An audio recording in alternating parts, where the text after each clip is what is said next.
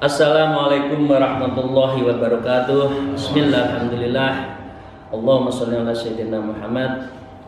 Mari kita bersyukur pada Allah dengan segala rahmatnya, ma'unah dan nikmat yang diberikan kepada kita. Biqauli alhamdulillahirabbil alamin.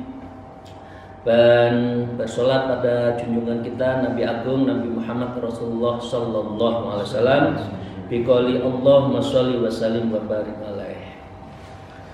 Para salihin, sahabat saya rahmatullah, saya akan meneruskan tentang subbabnya agak beda. Ini mencari rezeki yang halal. Para salihin, wa qallal muallif fi hadzal kitab wa nabihima bi ulimihal fitarain amin ya rabbal alamin. Malam yatrukil muharramati lam yanfa'ul qiyamu bil wajibati malam yahtam lan yafa'ud dawa. Malam yatrukil muharram, siapa saja yang tidak mampu meninggalkan perilaku haram, ya rezekinya, ya perilakunya, ya amalannya, lian yanfa'ul qiyamu bil wajibah, maka tidak ada manfaatnya qiyamun, dia melaksanakan bil wajibah, apa yang dia wajibkan. Jadi kalau kita beribadah masih dengan yang haram, rezekinya haram, ya perilakunya haram, ucapannya yang haram-haram itu lam yanfa'il yami'i bil wajibah, maka kita tidak ada manfaatnya terhadap apa yang kita lakukan, kewajiban-kewajiban Allah. Ya. Jadi malam yaktam, ya, kalau kita itu tidak bersungguh-sungguh, lan yanfa'u dawa, begitu juga tidak akan ada manfaatnya obat. Ya, kalau mengapa obat itu kadang-kala harus habis loh, misalkan itu bagian dari sebuah terapi resep yang ukurannya sudah ada. Jadi lam yanfa'u dawa juga tidak akan ada manfaatnya obat itu kalau kita tidak makan secara sungguh-sungguh. Artinya kita tidak akan diterima oleh amal-amal kita oleh Allah kalau kita itu tidak sungguh-sungguh meninggalkan perilaku-perilaku yang haram, rezeki yang haram. Intinya itu. Para salikin rahimahullah, ma'aqalla berkata malin waqa'atin fihi aidin nahibin fahadallahu umul ghafilin manhubun. Ma'aqalla berkatan malin, ma apapun akola sedikit keberkahannya, malin harta kita, waqa'at fihi dan harta itu yang datang kepada kita. Ya apa? Aidin nahibin, rezeki yang kita dapatkan itu dari merampas orang lain. Ya, aidin nahibin, merampas dari orang lain. Kira-kira korupsi lah, fraud, ya, mengambil hak orang lain. Fahada, ya, pengertian dari sini adalah fahada, hal seperti ini, ya wallah, orang seperti ini demi Allah, umurul ghafilin manhubun, ya, maka sungguh umurmu itu adalah umur yang ghaflah, manhubun, yang dirampok oleh umurmu. Jadi ini ada dua pengertian. Pengertian yang sesungguhnya rezeki itu adalah harus betul-betul harus mencari berkah. Kalau rezeki kita itu tidak berkah, dia tidak akan mendapatkan sesuatu kelebihan yang kita miliki, bahkan bisa menjadi mudorotnya. Ya. Tapi kalau sedikit tapi cukup berkah, itu akan akan mendapatkan keberkahan yang meluber. Kadang-kala orang itu kan gitu kan, sedikit cukup, tidak punya penyakit yang berlebih-lebih. Tapi kadang-kala orang kaya raya penyakitnya juga macam-macam, senyampang dengan umurnya, hartanya juga habis juga. Apalagi astagfirullahaladzim, seseorang itu harus berurusan dengan penegak hukum, hartanya dirampas, akhirnya hilang. Jadi maka seperti halnya apa yang agar rezeki berkah itu apa? Disebutkan di dalam hadis Bukhari, ya hakim inna hadzal malu hadiratil khalwah wa man akhadha bi sa'watin nafsu burikalahu fi. Harta itu seperti halnya apa? Hijau dan manis. Memang harta itu manis nggak? Manis. Kekayaan itu manis. Hijau, mata itu enak. Sampai orang Jawa mengatakan, selain rezeki montone hijau, kan gitu kan? Ini berdasarkan hadis.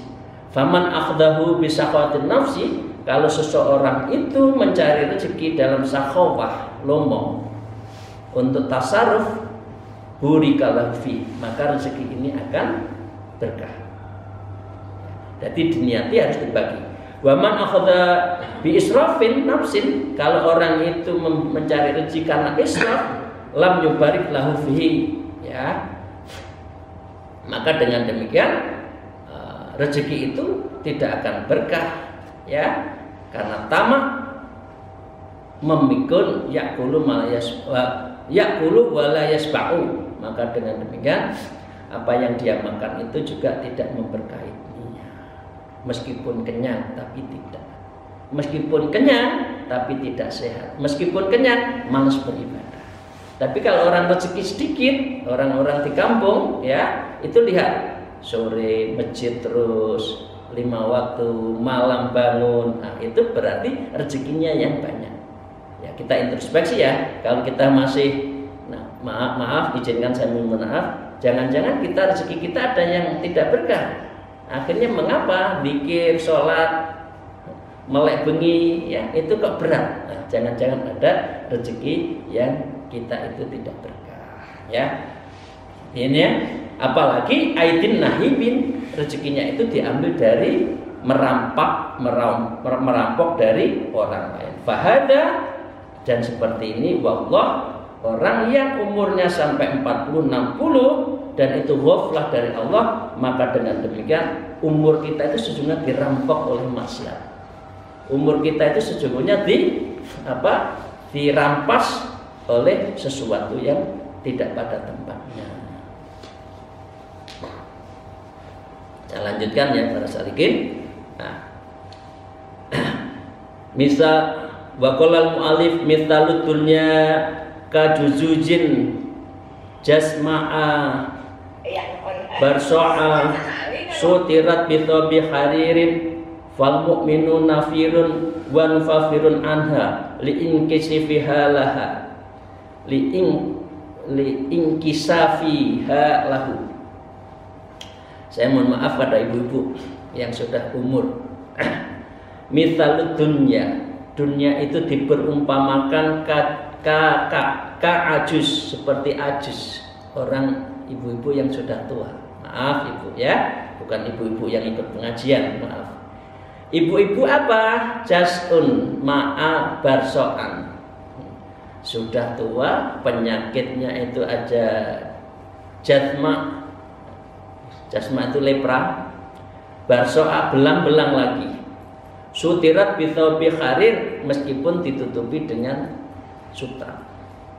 Itu dunia, dibungkus apapun, dunia itu seperti orang tua, ya, karena akan meninggalkan, ya, dunia akan kita tinggalkan, tinggal pilih mana kita dulu atau dunia itu. Fal mu'minu, maka seorang mukmin nafirun, orang mukmin itu nggak mau mendekati dunia itu. Wa munfarun anha, bahkan menyeru nggak mau.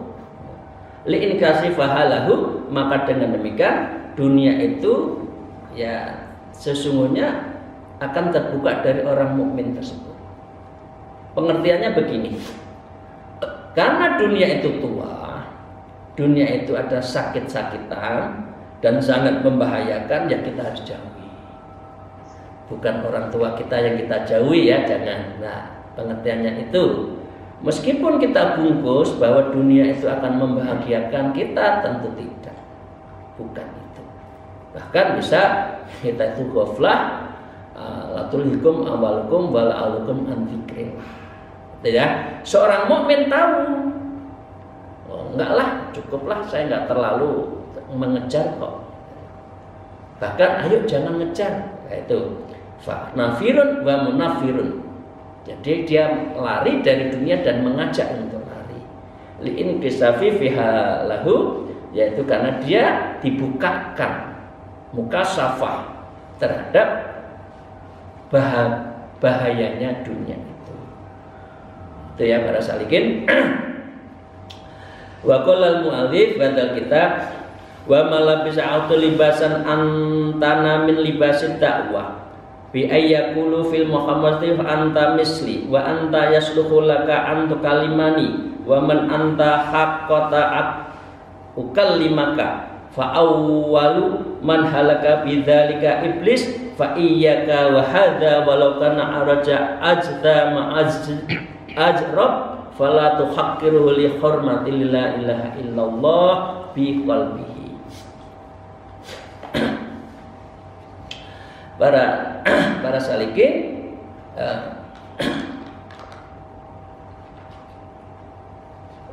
wa ma labisa ahadun, tidak ada seorang pakaian, ahadun libasan yang dipakai, antana min libasid dakwah, sebuah pakaian yang pakaian itu libas dakwah, yaitu pakaian yang dakwah.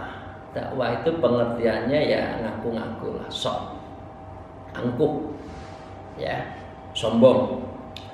Bi ayyakulu fil mukhasamati, seorang yang angkuh kalau berkata fil mukhasamati ketika sedang berdebat atau tengkar, apa? Anta mislin, siapa kamu itu? Kamu itu beda dengan saya loh ya.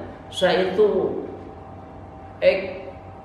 kelas saya kamu itu kan orang bawahan, kamu itu kan orang rendahan. Nah, itu orang angkuh. Wa anta yusluhu laka antukalani, mengapa saya harus berbuat tuslihu? Wa anta yuslihu laka, kenapa saya harus mematutkan diri tukalimunani, berkata dengan kamu? Enggak kelas, kira-kira kan gitu kan? Capek saya dengan orang itu, nggak ngerti-ngerti, nah, kan gitu kan? Waman anta hatta antu kalimuni, anda siapa sehingga kok mau bicara dengan anda, dengan saya? Ya, dia sombong, merendahkan orang. Fa awwalu man halaka bidzalika iblis, maka siapa orang yang sombong, fa'awalu dicontohkan yang paling awal, manhalaka, yang merusak dirinya bahwa seseorang itu adalah sombong, bidzalika iblis, maka itu adalah iblis. Jadi para salikin, sahabat-sahabat saya, kalau seseorang melecehkan orang, maka dengan demikian dia itu adalah iblis, kan? Suruh menyembah nggak mau, ya saya ini dari api, anda kan dari lumpur. Enggak, saya api lebih tinggi, ngapain menyembah kamu? Latas itu ila iblis kan, kata Al-Quran di dalam sebuah sebuah dialognya itu. Nah, dengan demikian ya kita jangan sombong, ya tidak boleh. Fa iyyaka wa hadza walau kana a'raja ajdama azra.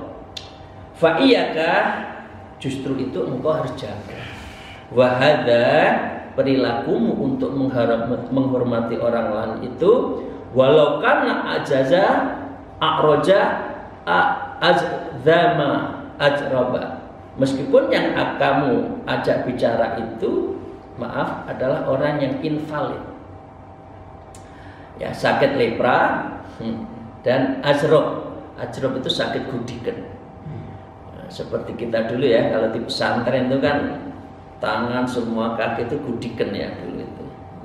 Salah satu tanda mata seseorang kalau di pesantren itu dulu gudikan dulu. Kalau sekarang sudah enggak, pesantren sekarang sudah modern. Nah, jadi dengan demikian kita tidak boleh para salikin untuk sombong dengan orang lain. Meskipun orang itu invalid, meskipun orang itu kekurangan, meskipun orang itu sakit lepra, artinya jijik, meskipun orang itu sakit gudikan, itu tidak boleh. Ya, fala tuhaqqiruhu, maka dengan jangan menghadiknya, ya, jangan menghina.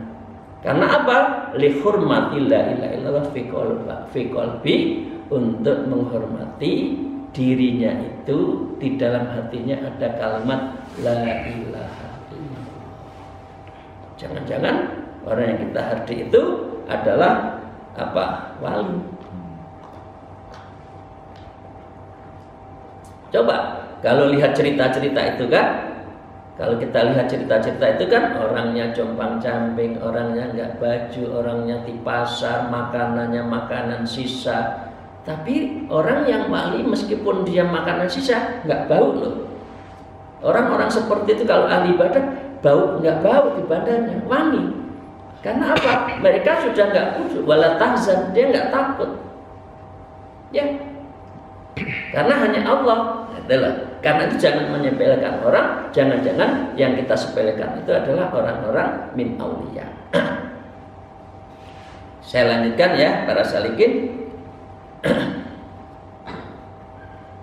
Wa hasin donnaka bikulli akhadin nuflihu atahsabu ayyuhus anna husnul khuluq wa ayyakunnal insanu hasanal multaqa.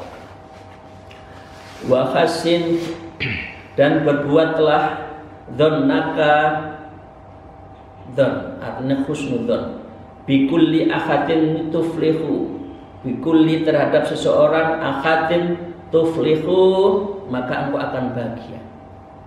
Artinya jangan gampang suudzon lah. Orang itu kalau suudzon kan sakit sendiri. Kalau husnudon kan enak, bahagia, ya kan? Atasabu anna husnul khuluq, apakah Anda itu mengira bahwa sesungguhnya Anda itu husnul khuluq? Apakah kamu mengertinya sesungguhnya husnul khuluq? Artinya definisi husnul khuluq itu apa? Katakan itu huwa ayyakunal insanu hasanal multaqi. Huwa, kalau dirimu itu ayyakuna, dirimu itu sehari-hari al insanu, untuk berhubungan sesama manusia, hasanul multaqo, hanya orang-orang yang mempunyai kedudukan yang tinggi. Dalam pertemuan yang mulia, ketemu orang besar, itulah husnul khuluq. Enggak. Husnul khuluq itu bukan bagian dari apa? Bukan sesuatu yang urusan pangkat manusia, tapi adalah urusan bagaimana itu husnudzon dengan orang lain, ya.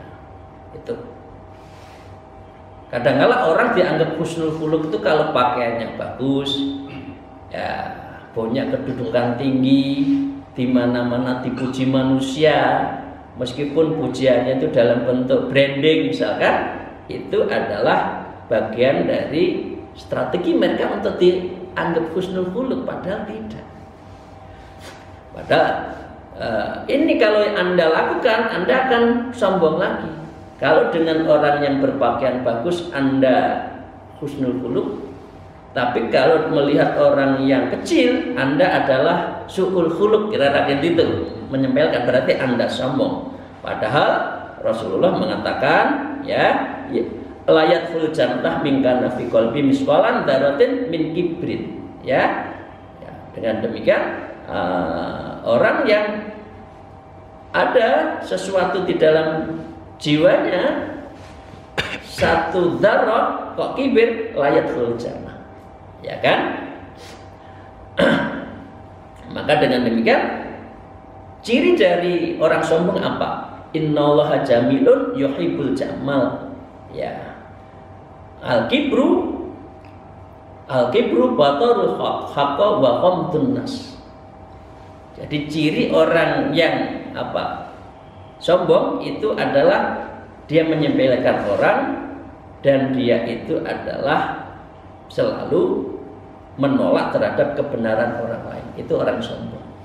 Nah, orang seperti ini di dalam hadis riwayat Muslim tidak akan masuk surga. Jadi itu ya para salikin ya. Jadi dengan demikian ukuran husnul khuluq itu bukan ukuran tempat, bukan ukuran orang yang pakaian bagus, tetapi adalah memang betul-betul husnul khuluq di hadapan Allah. Maka saya lanjutkan, man akraman nas wa dhayya'a huquqallah laisa hadza bi khuluqil hasan bal takunu mamduhan bi husnil khulqi hatta takunu qa'iman bi huquqillah wa qa'iman bi ahkami mustasliman li awamirillah mustaniban li nawahihi. Ini baru pengertian ya, pengertian dari husnul khuluq. Man akraman nas, siapa orang yang memuliakan sesama manusia, wa dhayya'a huquqallah, tetapi menyia-nyiakan hak Allah. Nah, ini ya, mulai definisi ya, mulai definisi terhadap husnul khuluq. Orang yang baik dengan manusia tapi melupakan Allah, laisa hadza bi khuluqil hasan. Orang seperti itu bukan husnul khuluq. Meskipun di masyarakat ibad, di mata Allah, orang itu bukan husnul khuluq. Bal anakunu mamduhan, orang seperti tidak patut dipuji. Bapak Ibu sekalian, kita itu sering memuji kan, orang pakaiannya bagus, jabatan, oh kita puji-puji sedemikian rupa. Ya, tapi nggak pernah kita beribadah dengan Allah. Jadi ini pengertiannya, namanya kesalehan itu harus kesalehan sosial dan kesalehan individual. Kita dengan Allah harus betul-betul soleh, di hadapan manusia juga betul soleh.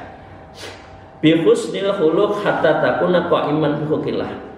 Kamu dianggap husnul khuluq hingga kamu itu adalah qa'iman, menjalankan bi huquqillah, kalau kamu itu adalah menjalankan hak-hak Allah. Ya. Ditarifun ma'rifat wa ma khalaqtul jinna wal insa liya'budun, menyembah Allah, bersujud pada Allah, itu baru namanya husnul khuluq. Wa qa'iman bi ahkami mustasliman, dan kamu menjalankannya qa'iman bi ahkami, terhadap hukum-hukum Allah itu mustasliman, dengan rela, dengan menyerahkan diri, li awamirillah, dengan menjalankan semua perintah Allah, mustaniban li nawahi, dan kita juga menjauhi larangan-larangan Allah. Jadi ini baru seimbang antara hablum minallah, hablum minannas. Tidak bisa orang itu hanya satu pihak. Di hadapan manusia diapi-apiin, di hadapan manusia enggak, harus dua. Itu namanya husnul khuluq. Saya lanjutkan, baqalal mu'allif, faman mana nafsul ma'asillah wa atu huququllah faqad wa khasuna khulquh. Faman mana'a, siapa orang yang bisa mencegah nafsunya ma'asilah, maksiat dari Allah, wa adda huququllah, dan orang itu adalah menjalankan huququllah, hak-hak Allah, faqad khasuna khuluquhu, maka orang ini disebut, yang disebut faqad, sungguh-sungguh orang itu disebut husnul khuluq. Dua, yaitu tidak maksiat, menjalankan haknya Allah di sisi Allah. Di hadapan manusia akraman nas, yaitu menghormati sesama manusia. Ya. Ma sallatallahu alaika alsinata ibad illa litarji'a ilaihi Maka dengan demikian jika Allah menyelamatkan kamu, ya alaika alsinata ibad, ya itu maaf, ya ada namanya fam itu mulut, ya alsinah itu mulut comberan. Beda ya, kalau alfamun itu mulut, kalau alsinata ibad itu adalah mulutnya comberan banyak orang. Artinya masalah Allah, kalau Allah mereksa menjaga mulutmu dari sebuah komunitas masyarakat diam, karena kul khairan aw yasbut illa litarsi'alahi, itu tujuannya apa? Agar kamu itu kembali kepada Allah. Jadi dengan demikian kita itu sebaiknya kalau kalau tidak perlu nggak usah banyak ngomong. Itu berarti Allah menjaga kita agar kita itu apa? Illa litarji'a ilahi, agar kita itu betul-betul kembali kepada Allah. Saya lanjutkan. Wa qala al-mu'allif fi hadzal kitab fanal bima bi ulumiyya fi darin amin ya rabbal alamin. La tajalu laka qimatun indallahi hatta ta'si fa idza asaita fala qimatalak, ya at-taqwa hiya tarku ma'siyatillahi haitsu kunta la jaraka ahadun. Ini penting ya. La tazalu laka qa'iman indallah, ya. La tazalu tidak akan turun, ya, tidak ada jatuh laka kepada orang seperti kita itu qimatun, ya, harganya. Orang itu tidak ada harganya. Indallah, di sisi Allah, kata taksi kalau orang itu bermaksiat. Ya, memang di hadapan manusia orang nggak tahu ini ahli ibadah atau ahli maksiat. Tapi apa yang pakaiannya bagus, dipundi-pundi, wah harganya mahal, gitu kan? Ya, tapi di sisi Allah, la tazil laka qimatun indallah hatta taksi. Orang seperti ini tidak ada harganya kalau orang itu selalu apa? Bermaksiat. Fa idza asaita fala qimatalak. Maka dengan demikian jika Anda apa? Fa idza asaita fala qimatalak, kalau Anda itu apa? Tidak ada harganya di hadapan Allah, fala qimalak, sehingga kamu itu adalah betul-betul tidak ada harganya dari Allah SWT. Ya. Faida asata, ya, apabila Anda itu adalah maksiat, falaki malak, maka apapun yang dilakukan tidak ada harganya. Nah, sekarang pengertian terakhir. At-taqwa hiya tarku maksiatillah haitsu kunta la jaraka ahadun. At-taqwa, seseorang dikatakan takwa, ya orang itu tarku maksiatillah, orang yang meninggalkan maksiat kepada Allah, haitsu kunta, dimanapun kita berada, la yaroka ahadun, meskipun tidak seseorang pun yang tahu. Itu adalah orang takwa. Karena Allah itu adalah Allah itu selalu bersama kita dalam hitungan satu min hablil warid, hanya hitungan satu jengkal Allah itu dekatkan. Allah itu bersama kita dimanapun kita berada. Bapak Ibu sekalian, itu yang bisa saya sampaikan. Izinkan saya mohon maaf. Moga-moga apa yang kita sampaikan ini mendapatkan manfaat, ridho dari Allah Ta'ala. Dan ada sesuatu yang tidak berkenan, mungkin suara saya, izinkan saya mohon maaf. Alafu minkum wallahu muwaffiq ila thoriq. Wassalamualaikum warahmatullahi wabarakatuh.